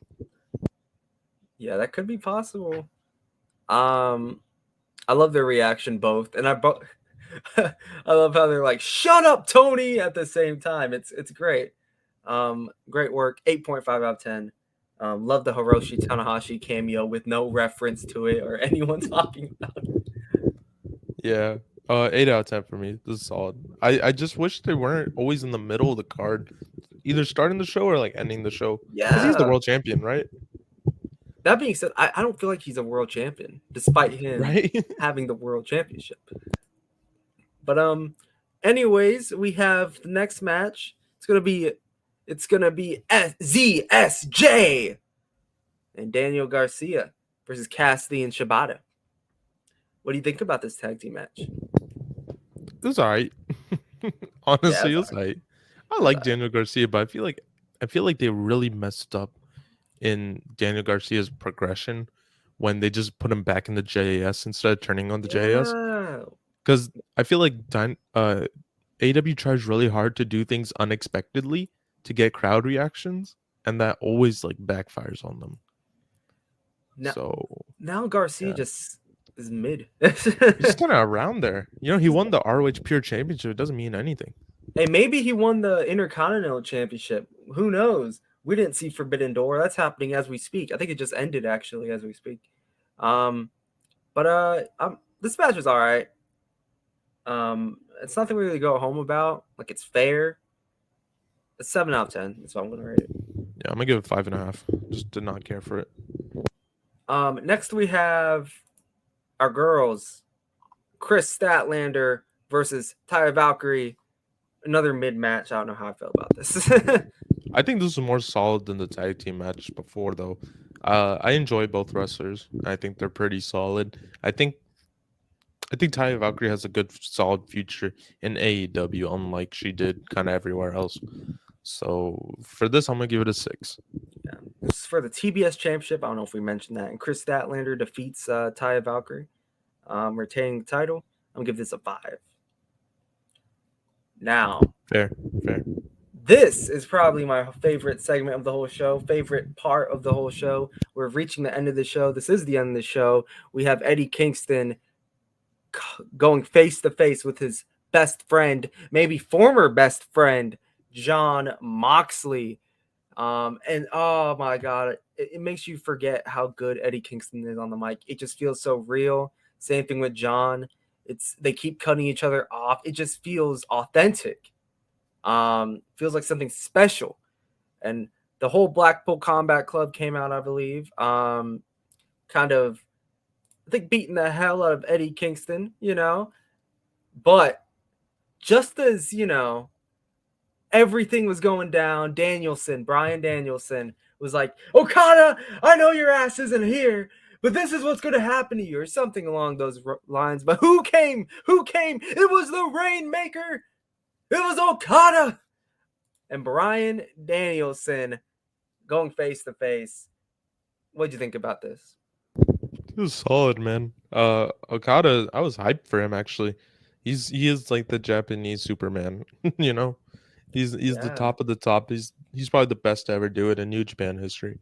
So to see him in who I think is the best wrestler in the world, Bryan Danielson, who unfortunately we haven't been seeing in the ring a lot. I was pretty happy for this. I wonder how the match was like. I'm gonna go back and watch it. But this segment was pretty good. Kingston, you know, Eddie Kingston's a guy who I think is really, you can put him with anyone and it's gonna be cool. But I never see him as a main event guy. I never want to see a world title on this dude. Mainly because I never feel like he's dedicated enough to the business. He seems like a dude who just like complains and cries about everything. Especially in the backstage stuff and the interviews. So the promo itself though with Moxley and Kingston was really solid. The whole segment itself, I'm gonna give it an 8. I'm gonna give it a 9. Again, I love like I said, really solid Kingston and Moxley promo, and it was really awesome to see Danielson and Okada going face to face. With a little, I think his finisher is called the Rainmaker too, right? Yeah, little Rainmaker to Wheeler Yuta. This whole show, though, I'm going to give a 7 out of 10. What about you?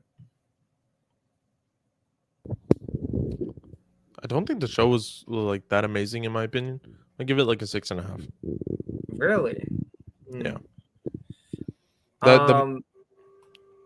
It started not great in my opinion, and the middle was just okay. I think it ended really strong.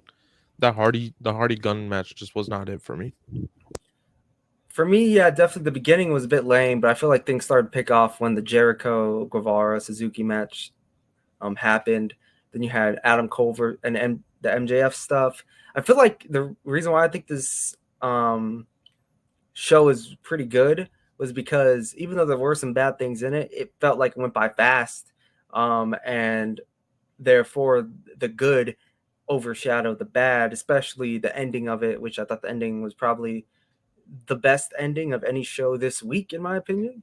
But yeah, next we have OMG. It's Friday Night SmackDown, which we tried to screen share live, and then we got almost taken down. Yeah, we got hit with that strike on YouTube. Strike. We started off with an Usos promo, which I thought was pretty good. Probably the best thing that happened to this whole show, in my opinion. But there's a really solid thing that happened to show him that I really loved. But this promo was awesome. I think we watched it together. It was pretty good. Yeah, this was pretty awesome. I'm gonna give it a 9 out of 10. Again, Uso's amazing on the mic, explaining why they turned on Roman. Pretty good stuff. I saw an interesting thing, I think, by Wrestling Republic, that someone thinks that Jey Uso's gonna turn on Jimmy now.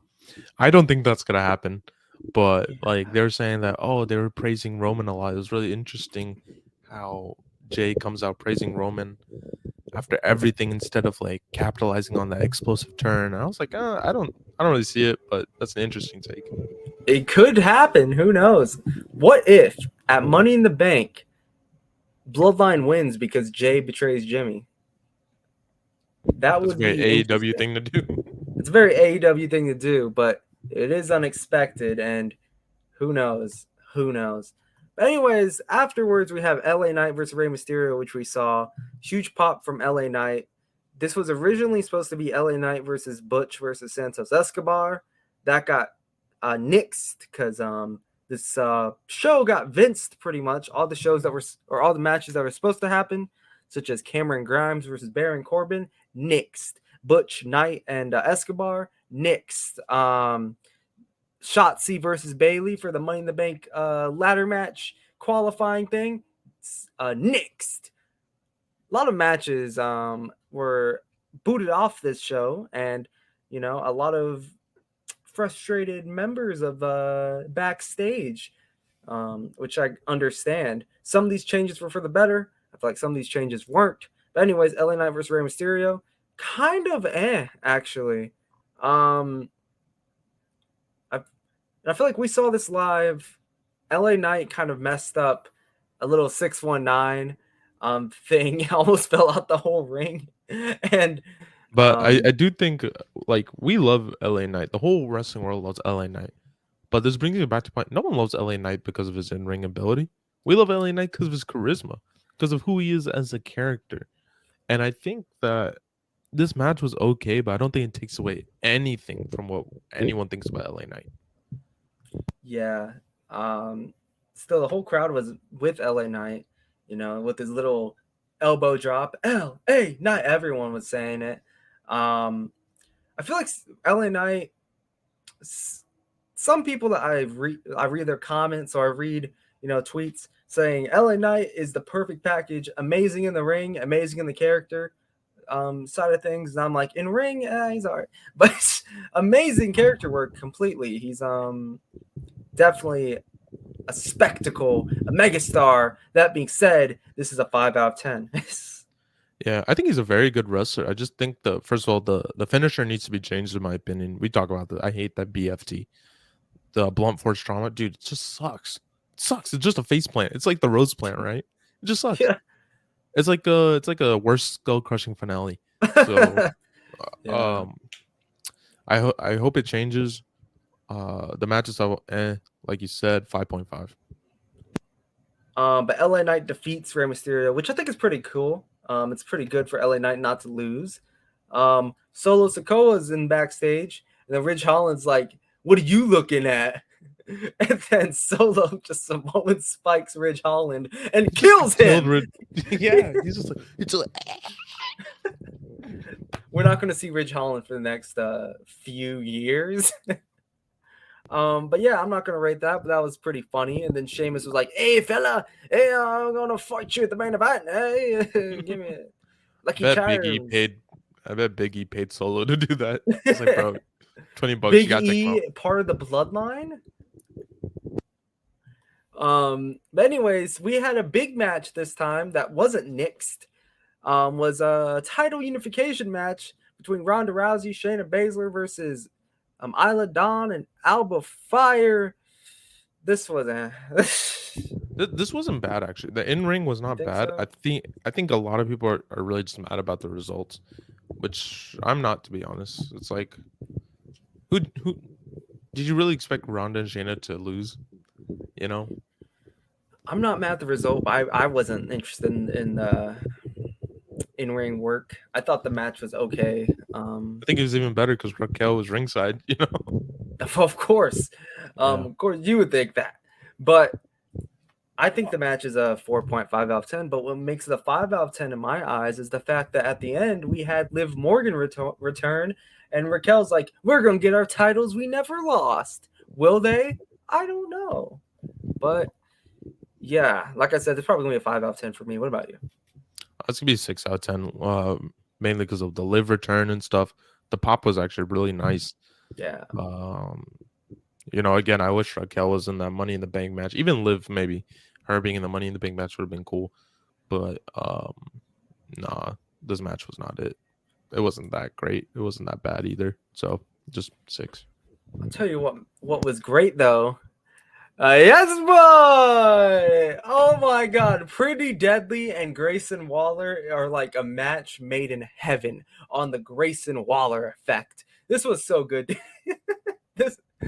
They're like, we are the Iron Men of SmackDown Live. We beat 5 whole teams.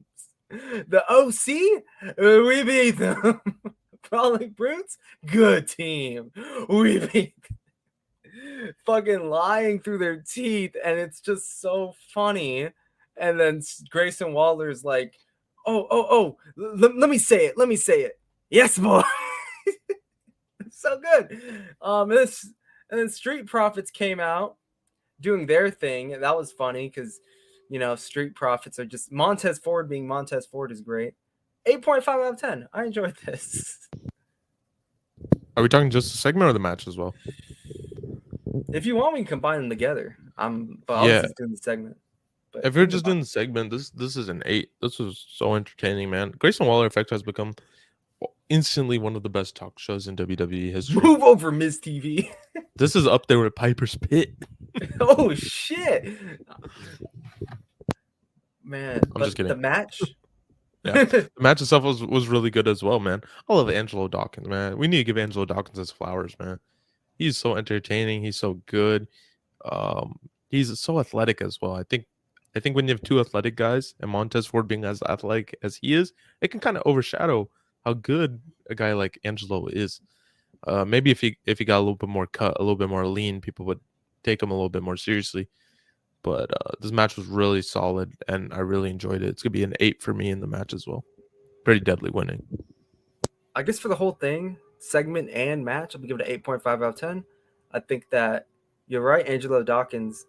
Oh yeah, Angelo Dawkins is really good, and he doesn't get as much props. We always ask for a Montez singles run, but I always hope that Angelo could get a good singles run as well. You always hope for that for someone, especially someone as good as Angelo. Angelo is still pretty good. He's just the brute force of the Street Profits. You had a nice little part of the match where Montez was stealing their male bralettes, wearing it backwards. That was great. Nice heel tactics from Pretty Deadly. Probably the match of the night, in my opinion. And yeah, 8.5 out of 10. Love Pretty Deadly and what they're doing on NXT or SmackDown so far, and I hope that they don't ruin Pretty Deadly. They're like one of my favorites. Next we have Charlotte Flair versus Lacey Evans. Man, what a barn burner. 4 out of 10. What do you think? I think it was okay. 5 out of 10. I'm not a fan of Asuka, man. I'm really not. So I'm either hoping for a triple threat match coming up soon with Bianca, Charlotte, and Asuka, and maybe even a heel Bianca. I actually would not mind at all if Bianca took back the title as a heel. So yeah. I don't hate Asuka. I think Asuka is decent. At least she's doing something with the title compared to Rhea Ripley. But the Flair Lacey Evans match, Flair defeats Lacey Evans, pretty much a squash match. Asuka attacks Flair afterwards. which, again, 4 out of 10, you're right. I think I want to see Bianca turn heel and have her win the championship again, which would be pretty nice to see because it'll be a new Bianca Belair and a new fresh breath of air. It'll be unexpected too. And I think Bianca and Charlotte could actually put on a program that could last months. So I'd love to see it. But 4 out of 10. But here we are at the main event. This show felt very short to me. But I was like, where's Austin Theory, man? This dude we haven't seen Austin Theory in 2 weeks. Yeah, and he's not been featured on Money in the Bank as of we know yet. He hasn't been featured on. Did he have a match at Night of Champions? No, I don't think so. Yeah, no. so I'm like, I don't know what they're doing with the U.S. title right now, and I really like Theory, so I hope we can see some more stuff out of him. He's been popping too many bottles, bro. Yeah, it was even crazy in real life. He's straight edge, like no drugs, no alcohol. Yeah. Yeah, but probably why he doesn't respond to any of the. Maybe it got Vinced up. I don't know. But Theory is Vince's guy, you know. I don't know. No, Theory was not Austin Theory. How could I forget? Yeah, he needs to lose that first name.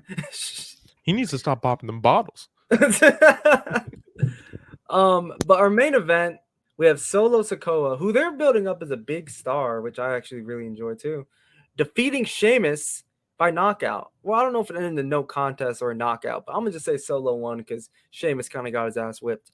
That was pretty good. Made Solo look very dominant. Yeah, and I think it was a fair match in general.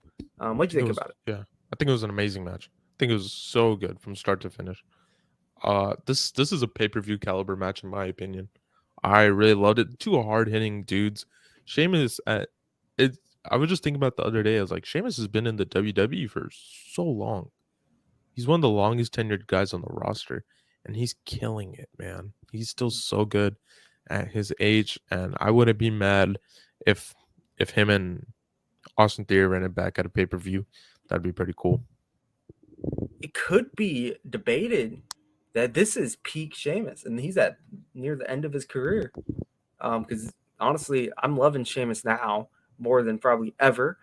But he lost the Solo here, and a little Usos attack from Sikoa just kicked his ass back. 7.5, or I'm gonna give it a 7.5 out of 10.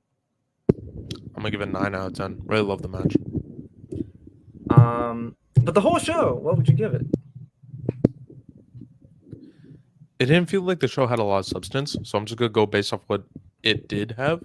So I'll give it a 7 out of 10 because most of the stuff was pretty good except like the Charlotte Lacey Evans stuff. The backstage segments felt very limited, but the matches they did have, especially Solo and Sheamus, killed it. Street Profits and Pretty Deadly killed it. Grayson Waller Effect was great. Yeah, 7 out of 10. I'm gonna give it a 6.5 out of 10. I was kind of underwhelmed by this episode of SmackDown. I feel like when Vince Vinced it up on Monday Night Raw, it wasn't bad. When he Vinced it up here on SmackDown, it didn't hit the same. Like, there are some few good things here, but again, cut a bunch of matches that I probably wanted to see. And I don't know. Again, Flair Evans was lame. I wasn't really a big fan of the women's tag match, and Knight versus Mysterio in ring wise was kind of sloppy. But again, but that being said, Usos was great. Pretty Deadly was great. And the main event was pretty great too. AEW Rampage happened, which actually had a lot of stuff to it. Even though we said we weren't going to rate AEW Rampage, we still aren't because I didn't watch it, but I saw segments of it that I guess is worth mentioning at least. Such as Sky Blue advancing in the Owen Hart Cup, and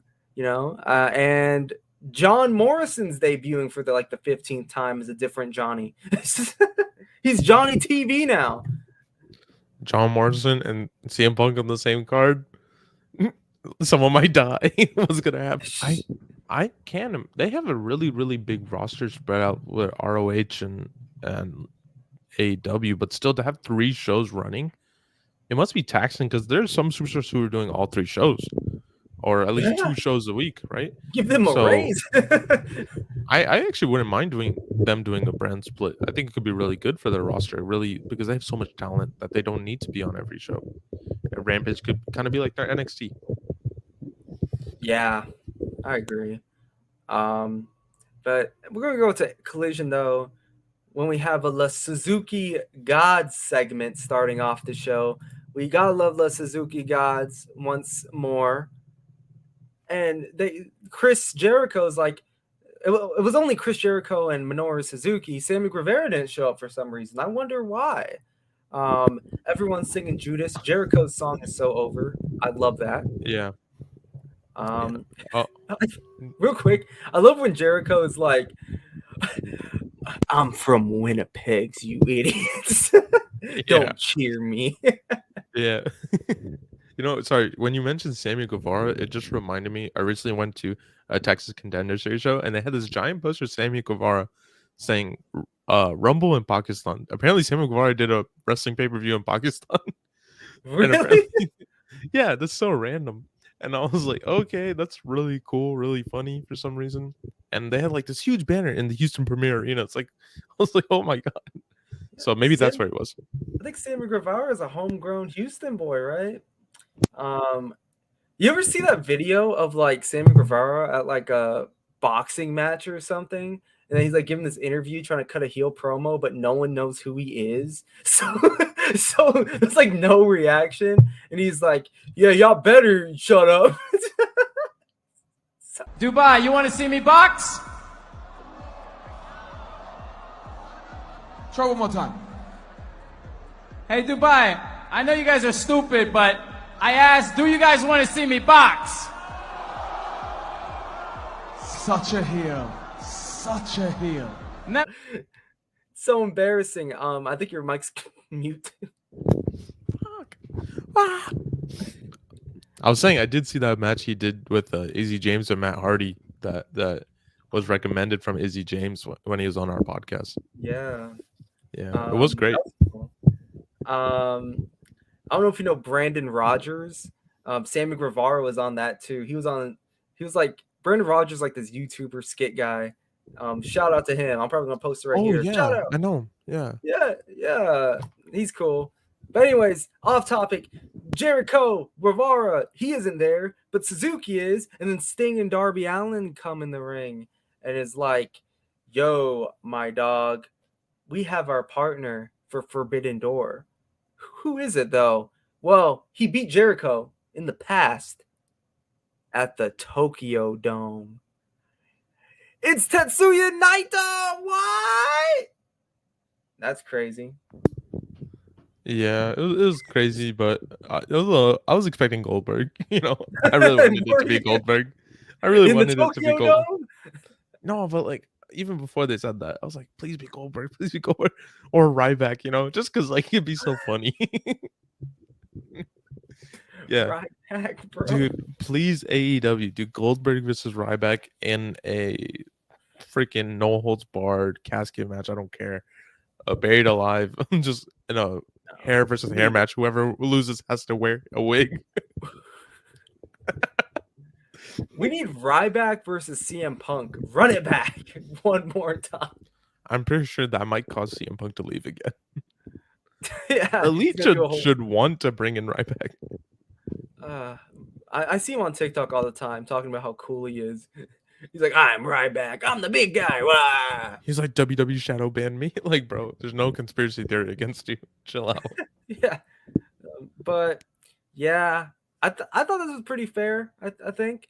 I like how Sting kind of just bitches Chris Jericho, dude. He kind of just uses that baseball bat, and then he just kind of like pinches Jericho's face like he's a little boy. I'm like, damn, Jericho's just taking that. But I'm gonna give this a 7.5 out of 10. I actually enjoyed this. Yeah, I'm gonna give it 7 out of 10. It was pretty enjoyable. Next we had probably one of the most underwhelming matches I've ever seen in my life: Hiroshi Tanahashi versus defeating Swerve Strickland. This match was very slow, and it shows you Hiroshi Tanahashi's, as legendary as he is also aging and also limited in what he can do. I expect this to be a banger, but honestly, it was just, again, very slow, couple botched moves, 5.5 out of 10. But I'm gonna raise it up to a 6 out of 10 because of the MJF promo that happened afterwards on the screen. That was great. Yeah, I'm also starting to realize maybe Swerve Strickland isn't as good as I once thought he was, because I just Really? don't care about anything he does. Nothing Yeah. with the Mogul affiliates, nothing he done with Keith Lee. We've talked about it before, so I'm not gonna spend too much time on it. But Swerve Strickland needs to get something going for himself story wise that's not involved with Keith Lee. Uncle Ruckus Keith Lee.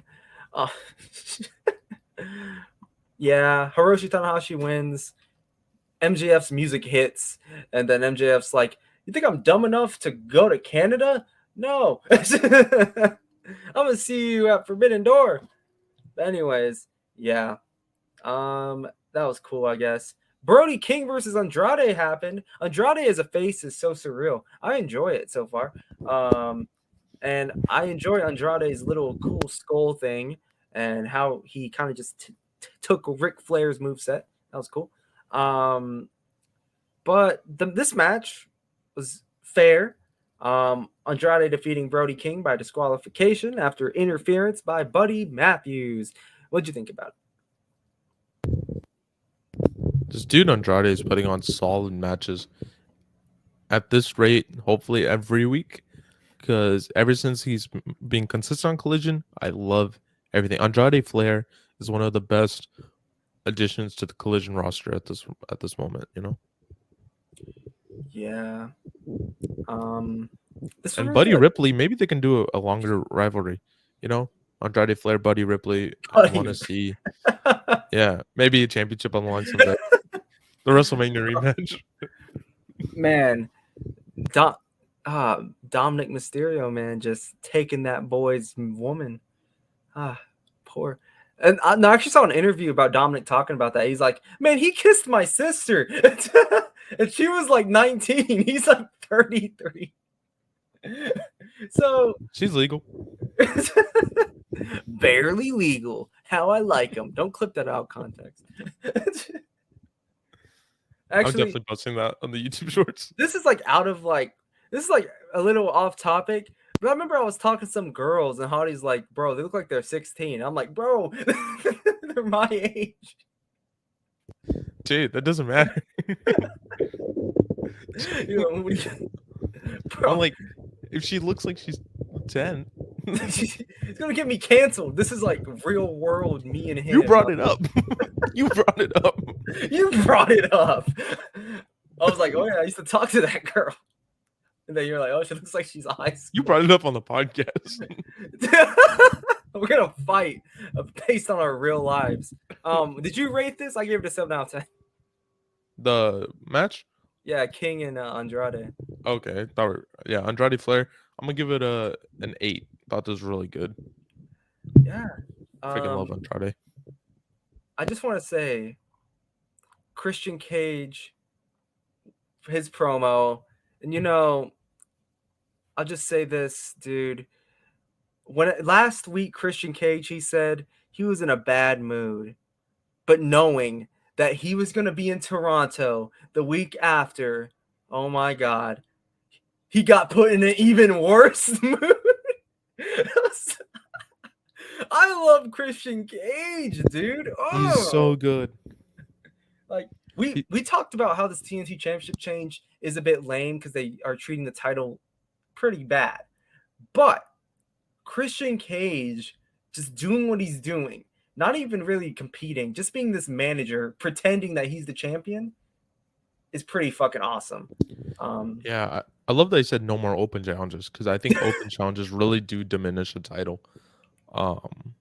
And I love that. Just schedule matches only, storylines only. Basically, you have to build if you want to match against Luchasaurus and Christian Cage. And I love how Christian kept saying like me, and then he had to fix himself. I mean, we like he kept forgetting that he's not the TNT champion. But overall, I thought the promo was really, really good up until he starts talking about sports teams. I think sports teams are such cheap heat, and I never liked it. And I thought he was doing really great. Everything cut out the sports team moment. which it took up a good like 4 minutes of a promo, and I think we have an almost perfect promo going on here. I know it's cheap heat, but at the same time, if it ain't broke, you don't gotta. If it ain't broke, no need to fix it. But everyone knows he's a Maple Leafs fan in real life. I didn't know that until you brought it up. You didn't watch the up, down, down Christian Cage versus Edge in the NHL 95? I'm not an avid up, down, down watcher, man. Shame. I do know how much Baron Corbin loves the Kansas City Chiefs, though. But yeah, dude. I mean, I think that even though Sport Team Heat is pretty cheap, it always works. Like with Elias, with freaking Seattle Supersonics. That was hilarious. And Christian, again, heavy heat here, and he's the hometown boy. And he's alluding to Cody Rhodes here, which is pretty cool, being like, you have to fight for this championship. You have to earn to go against me. I mean him. But yeah, I really enjoyed this. 8 out of 10. Yeah, 8 out of 10 as well. Like I said, it could have been a 10 out of 10 because it's really good. Next, we have Willow Nightingale defeating Nyla Rose in an Owen Hart Cup quarterfinals match. I thought it was decent. It wasn't anything to go home about. It's pretty cool to see Willow Nightingale getting a prop she deserves. Willow Nightingale versus Nia Jax is what I hear all the time for some reason. 6 out of 10. I thought it was decent. I didn't think the match was good. I didn't like it. It was gonna be a 3 out of 10 for me. Damn. I like Willow Nightingale though. Yeah, Willow Nightingale is really good. Next, we have another barn burner. This should have been main event. We have Powerhouse Hobbs defeating Jeremy Prophet. 1.5 out of 10. Why is he going against freaking enhancement talent still, dude? He's already enhanced. Like Powerhouse Hobbs. You don't need the enhancement talent. Yeah, this is a 2 out of 10. He's not Powerhouse Hobbs. He's just Hobbs. Job Hobbs. This is Hobbs and Shaw. They didn't even get a wrestler named Shaw and put them together. Hobbs and Shaw. No. Yeah, actually, you should like rename what's his face, Braun Breaker. Have him team up with Hobbs. Definitely. But yeah, 1.5 feels like a waste for Powerhouse Hobbs because yeah. he's cool, he's big, and I think they could have actually extended the stuff with him and Wardlow for a while, you know. But maybe we'll see Powerhouse Hobbs and Samoa Joe run it up in Collision. That'd be cool. Maybe. Did you rate it or? Yeah, I give it a 2 out of 10. But then we have the main event. We have Bullet Club Gold and the Guns. Love the Guns, like you say. Defeating CM Punk, Ricky Starks, and FTR. Living legends. I love Ricky Starks too, by the way. Love that pose he does.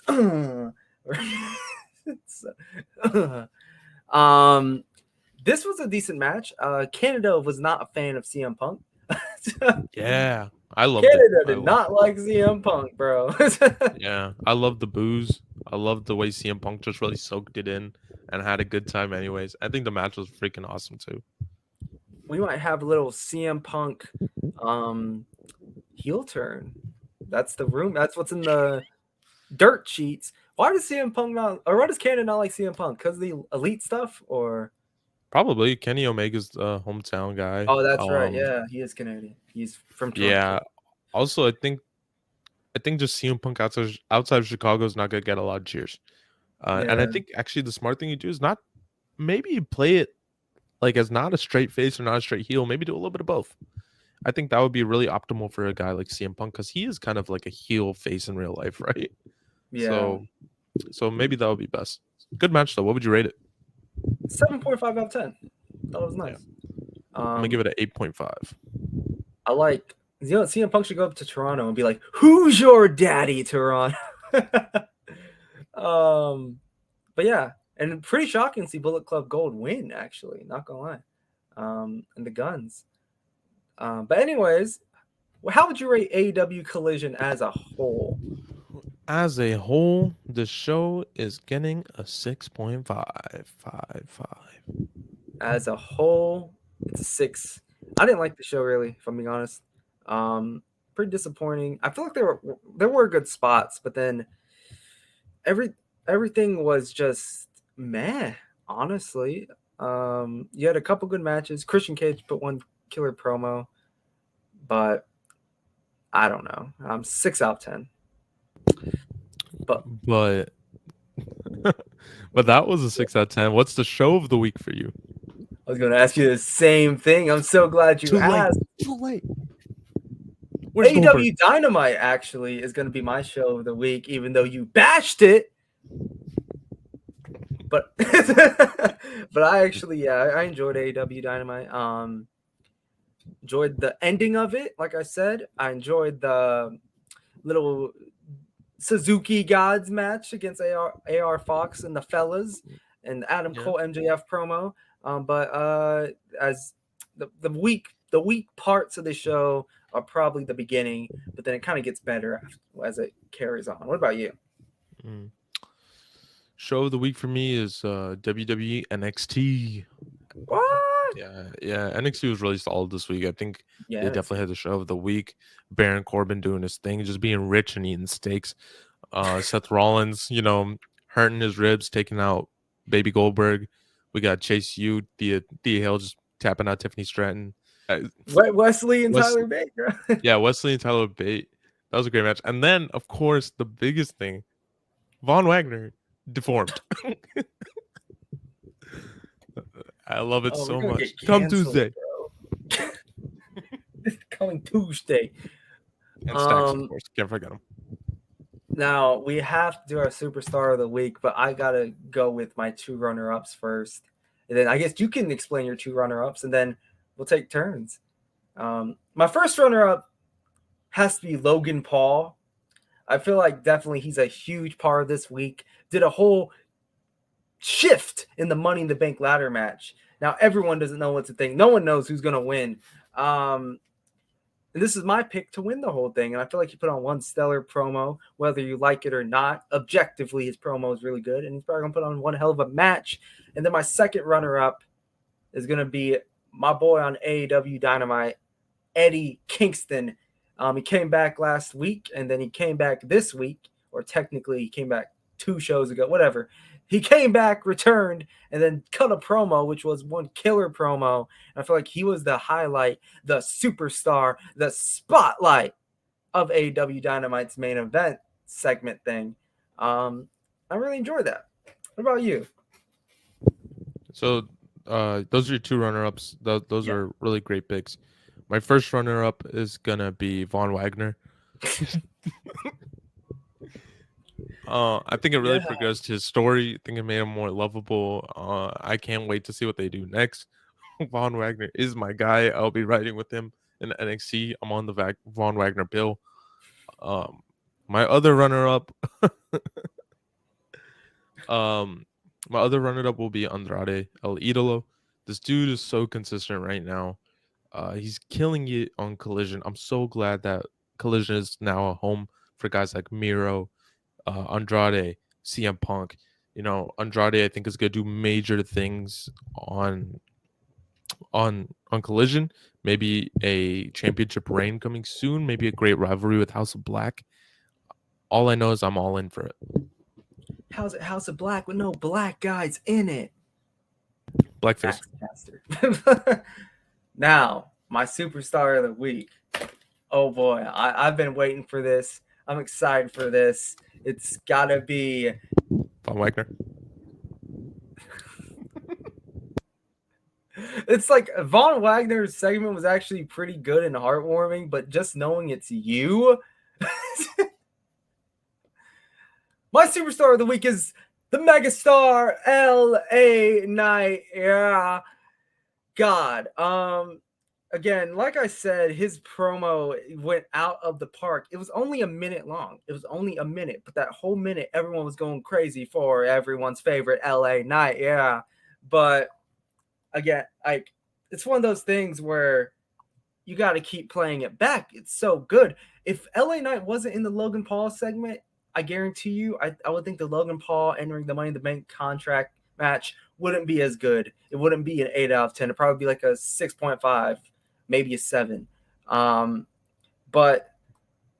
everyone's on the LA Knight bandwagon. On SmackDown, he had a mediocre match with Rey Mysterio, but that's fine because everyone was still in to LA Knight. There's a reason there was no LA Knight versus Butch versus Santos Escobar, because in Vince McMahon's eyes, LA Knight is the top star. Yeah, and LA Knight is everyone's pick to win the Money in the Bank contract. I feel like, besides me, Logan Paul is my pick. But still, LA Knight's my superstar of the week. Congratulations. What about you, Hottie? You know what? LA Knight was someone I honestly considered, just because he's been so consistently great. And he is truly a megastar. But for me, my superstar of the week is Seth freaking Rollins. This dude put on an amazing match down in NXT. And he single-handedly brought up the viewership from 400, 500,000 to almost 800,000 to NXT, really shining a light on the younger guys and bringing up those talents. And Gold Rush itself was a freaking great show. I think having the World Heavyweight Championship on the show was huge. And Seth Rollins put on a great match with Baby Goldberg. So, Seth Rollins. Seth freaking Rollins. I don't know where to point. LA Knight here. Congratulations. You guys are your one-time superstar of the week. Oh my God. We gotta like put this in a journal or something. Yeah. So like, who was our first week entries? I remember you had Jey Uso the first week. Jey Uso and Adam Cole. Wow. And then we had the next week Jey Uso and Finn Balor. And now we got Seth Rollins and LA Knight. Man. Yeah. So yeah, this is going pretty good. I like it. Yeah. And Seth Rollins is our first champion who's actually superstar of the week. Oh yeah. Oh my God. Well, top guy.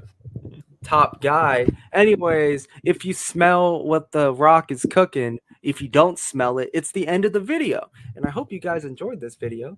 Hope you guys subscribe. Hope you guys like. I hope you don't dislike. I hope you comment. Hope you favorite. And check out our Spotify and other social media things. Anything else to say? Stay restless. That's right.